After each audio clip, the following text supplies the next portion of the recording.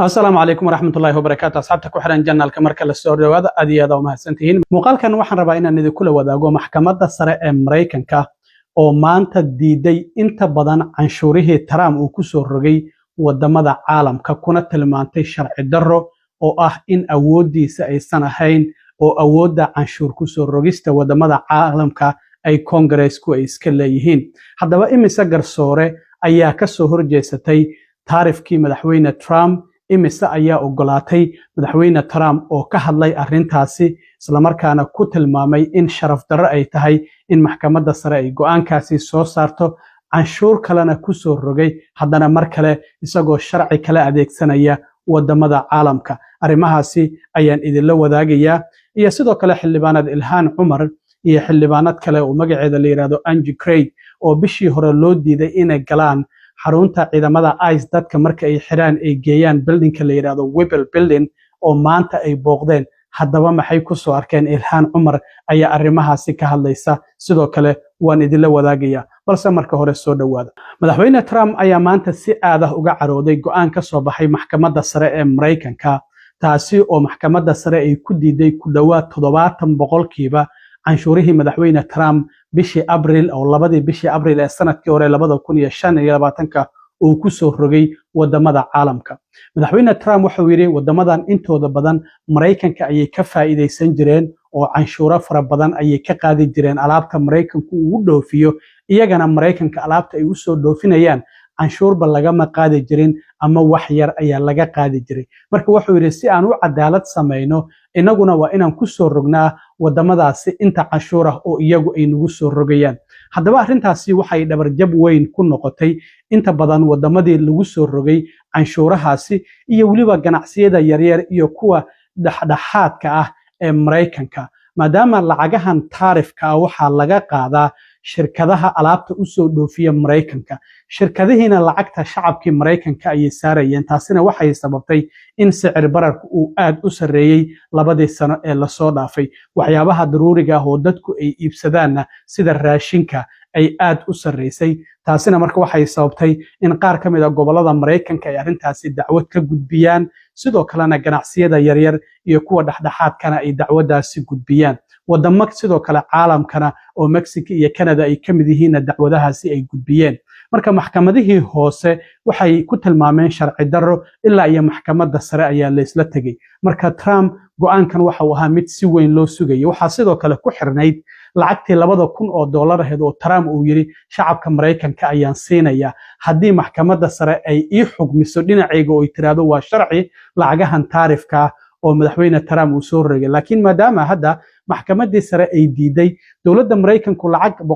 175 bilyan ka badan ayaa ka soo gashay alaabahaasi Mareykanka loo soo dhoofiyo hadda marka lacagahaasi maxaa laga yeelayaa inkastoo hadda maxkamadda sare aysan go'aan arintaasi ka soo saarin mashirkadaha ayaa loo celinaya dawladdu maxay sameynaysaa marka lacagtii $2,000 ahayd oo Trump uu doonayay shacabka inuu siiyo meesha ay ka baxaysaa maadaama lacagtaasi dawladda Mareykanka taarifkaasi ka soo gashay ee hadda sharci darro tahay dawladda Mareykankana ay qasab ku noqonayso in ganacsatadii ay dib ugu celiso haddaba garsoorayaasha maxkamadda sare waa 9 6 kamid ah ayaa waxay sharci darro ku tilmaameen 70% lacagahaasi taarifka ee madaxweyne Trump uu ku soo rogay wadamada caalamka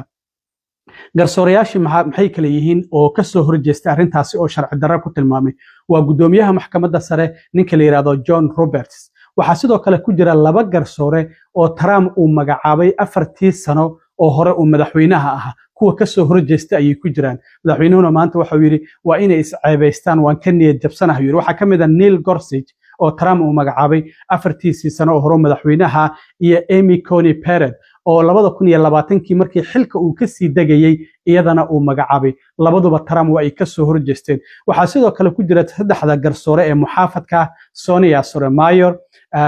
Ketanji Brown Jackson oo madaxweyne Biden uu magacaabay oo gabadha kaliya ee madowga ah ay ku jirta 9 garsoore ee maxkamadda sare iyo Elena Kagan 6daasi garsoore ayaa diiday oo sharci darro ku tilmaamay taarifka madaxweyne Trump uu ku soo rogay madaxweyne Trump awoodaha uu isticmaalay waxa kamid ah sharciga la yiraahdo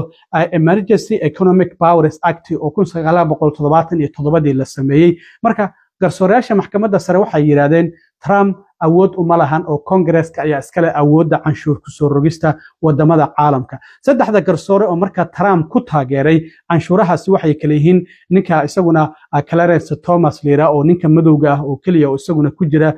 sagaalka garsoore ee maxkamadda sare Brett Kavanaugh isagana Trump ayaa magacaabay iyo Samuel Alito marka saddexdaasina waa ay ku taageereen Trump marka maadaama majority-gi 6 ay ka soo horjeesteen majority-ga ayaa la raacaya isla marka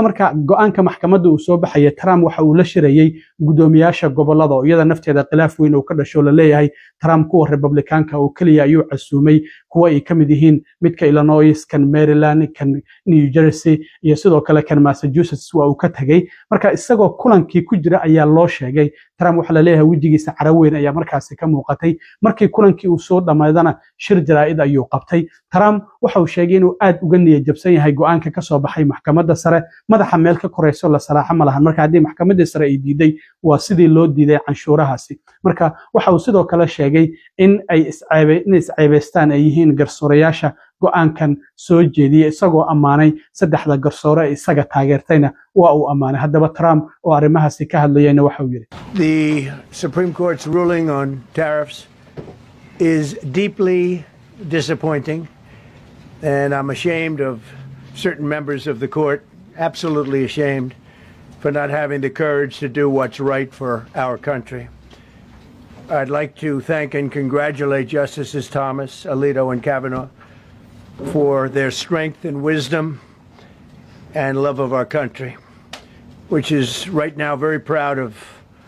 those justices. When you read the dissenting opinions, there's no way that anyone can argue against them. There's no way. Foreign countries that have been ripping us off for years are ecstatic. They're so happy. And they're dancing in the streets, but they won't be dancing for long. That I can assure you. sidoo kale madaxweyne Trump isagoo sharci kale oo ku jira dastuurka oo adeegsanaya ayaa waxa uu sheegay in 100% canshuura dheeraad ah uu ku soo rogayo wadamadii horay uu ugu soo rogay canshuurahaasi oo haddana 10kan ay ka sii sareyso marka waxa uu yiri wadamadaasi inta badan waxay ka faa'iideysanayeen wadankeena hadda intooda badan waa ay dabaaldegayaan laakiin waxaan idin xaqiijinayaa in dabaaldegaasi uusan sii socon doonin isagoo arrimahaasi ka hadlayana mar kale madaxweyne Trump oo 10% canshuuraha dheeraadka oo wadamada uu ku soo rogayna waxa uu yiri Today I will sign an order to impose a 10% global tariff under Section 122 over and above our normal tariffs already being charged.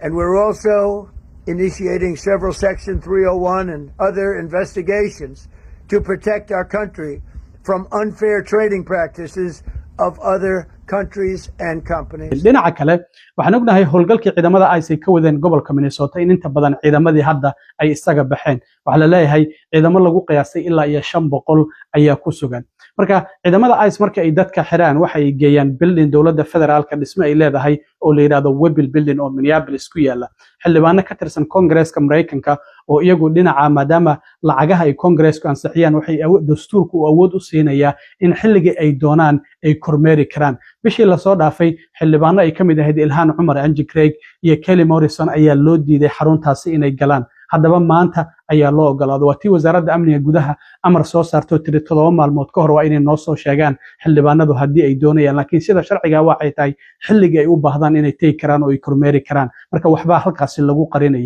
Ilhan Umar iyo sidoo kale Angie Craig ayaa maanta loo ogolaaday in ay galaan laakiin maxay kala soo kulmeen xaruntaasi dadka lagu xirayay ka hor inta aan gobolada kale Texas iyo Louisiana aan loo kala qaadin oo sida ku meel gaarka ah loogu xiri jiray Ilhan Umar waxay tiri ugu dambeyntii horta isku dayo fara badan waa naloo ogolaaday inaan xarunta gudaha u galno meel kastana waa nala tusay laakiin waxa la yaab leh tiri hal qof oo meeshii ku xiran ma aanan ugu tagin oo aan la hadalno markaan weydiinana waxaa naloo ku jawaabay 30 daqiiqo ka hor ayaa dadkii ugu dambeeyay halkan laga qaaday marka waa la faaruujiyay dhammaanba xaruntaasi hal qof ma uusan ku xirnayn sidoo kalena waxaa jirta in la nadiifiyay oo kaliin laga dhigay maadaama xildhibaanadan report ay gudbinayaan oo Congress-ka ay ku celinayaan marka waaba la sii nadiifiyay oo meesha waxay u ekeyd meel nadiif ah hal qof oo ku xiranna ma aanan arkin. Ilhaan Cumar waxa ay tiri hadda isku celcelis ahaan 20 qof ayaa maalintii ciidamada ICE ay soo qabanayaan, sida darteed ilaa 500 oo askari ayaa weli ku sugan gobolka Minnesota oo ciidamada ICE. Marka waxaa la yaab lahayd in xaruntii dhan oo ICE marka dadka ay qabtaan ay ku xirayeen, in xildhibaanadii markii ay tageen lagu yiri hal qofba kuma xirna, waa tana bal arka dhammaan boqolalkii oo faaruqa ay tageen meeshii oo la sii hagaajiyay. Waxay tiri maadaama inaan soo soconno la ogaa, waa loo sii diyaar garoobay, waana maxaabiistii dhanna meesha waa laga waday, waana la sii nadiifiyey. haddaba waatan xildhibaan Ilhaan Cumar oo markii ay ka soo baxday kadib warbaahinta la hadashay kana warbixinaysa waxyaabihii ay ku soo aragtay bildigaas dhismahaasi federaalka oo ciidamada ICE ay maamulaan oo dadka markii la qabto lagu xirayay inta aan loo qaadin gobolada kale. Ilhaan Cumar waxay tiri This was an attempt at us doing our congressional duty and performing oversight at the Whipple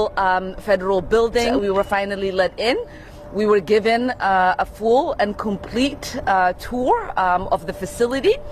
and you know the objective of this oversight was always to be able to come in at any moment to see what is taking place at these detention facilities and how people are being treated.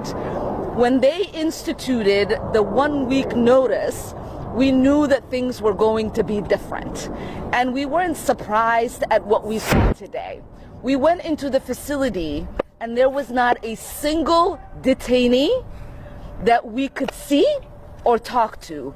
Every cell, every inch of it was completely empty. And when we'd asked, why isn't there anyone here? Because we obviously know they've been detaining people. They said the last people left at 11:30. It seems a little too convenient, knowing that our scheduled visit was going to be at 12 p.m., that the last detainees would be transported out of the facility at 11:30. We've been told that on average, as the search has been drawn down, they are getting about 20 a day detainees that they are picking up. The facilities seem to be clean and orderly. And again, you know, I wouldn't be surprised with having the level of notification that we were supposed to give about our arrival, that things were arranged in that way. aad iyo aad u mahadsantiin asxaabta, intaan mar kale kulmi doono nabadgelyo.